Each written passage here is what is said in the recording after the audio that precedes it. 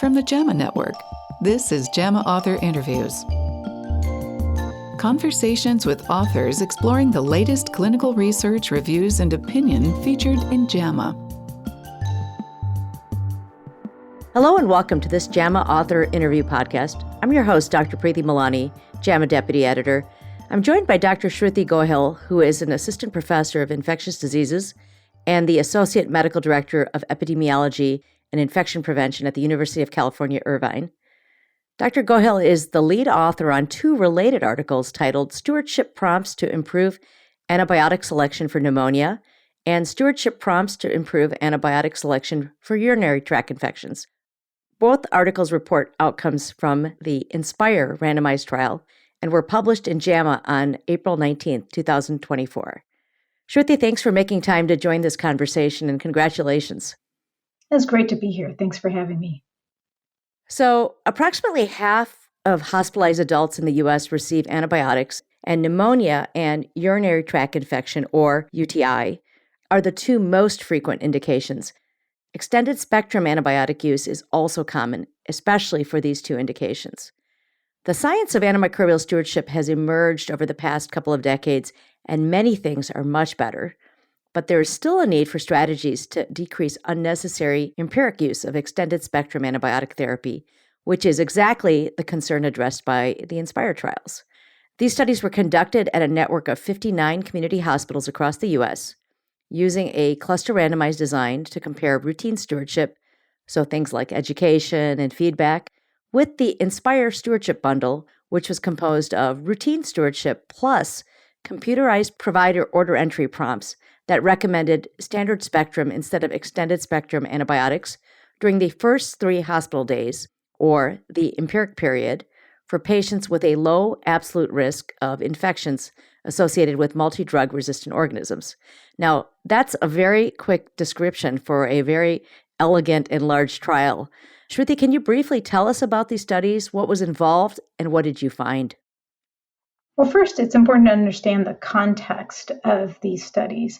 The problem of antibiotic resistance is a major public health threat, and one of the main contributors to this problem is unnecessary antibiotic use. And as you mentioned, nearly half of patients hospitalized with an infection in the U.S. are prescribed extended spectrum antibiotics when really it's not needed. And this harmful practice alters the population of healthy bacteria in the body and increases a patient's risk for future antibiotic resistance and other infections like C. difficile colitis. And the reason physicians or other clinicians feel compelled to start extended spectrum antibiotics is really because of this concern that a patient could be sick with multi-drug resistant organisms, or MDROs.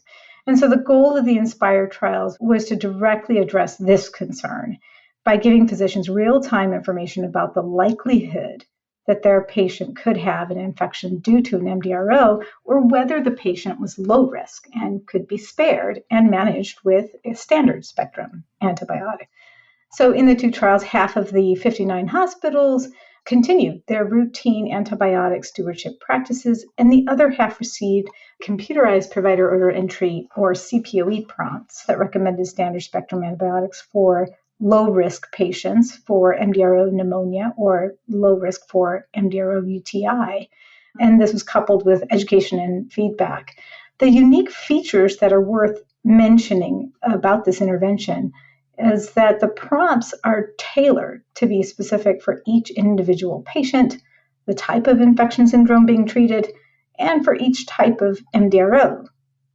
So, for example, if a physician orders vancomycin, which physicians prescribe to treat MRSA infections, which is a major concern for some patients who are admitted with pneumonia, the prompt will assess whether the patient has a low risk for pneumonia caused by MRSA or not. And if the patient is found to be low risk, then the prompt would suggest that the physician can use a standard spectrum antibiotic. And that's how the intervention works. And remarkably, we found that hospitals using the CPOE antibiotic stewardship bundle had a 28% reduction in extended spectrum antibiotic use in non-critically ill patients that were hospitalized for pneumonia. And for urinary tract infection, we saw a 17% reduction in extended spectrum antibiotic use when we used the prompt intervention. Importantly, these reductions were achieved without affecting length of stay or intensive care unit transfers, indicating that this approach is both effective and safe. Did anything about the study or the results surprise you? Yes, several things.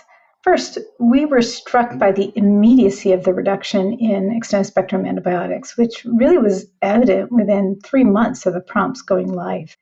And the other thing that we really were struck by was the COVID-19 pandemic began during our trials intervention period. So while other hospitals nationally were reporting increases in extended spectrum antibiotic use, the CPOE bundle group in our intervention actually continued to show reductions.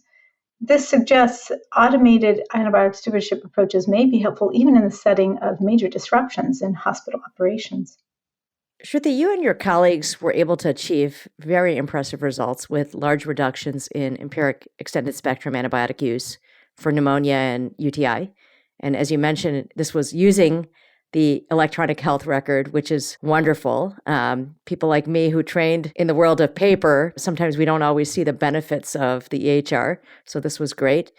And as you mentioned, you were able to do so and sustain this during a global pandemic. And in fact, the end of the study coincided with the early months of the COVID-19 pandemic in 2020. I suspect a lot of readers or listeners are thinking, could this type of intervention reduce antimicrobial use at my institution?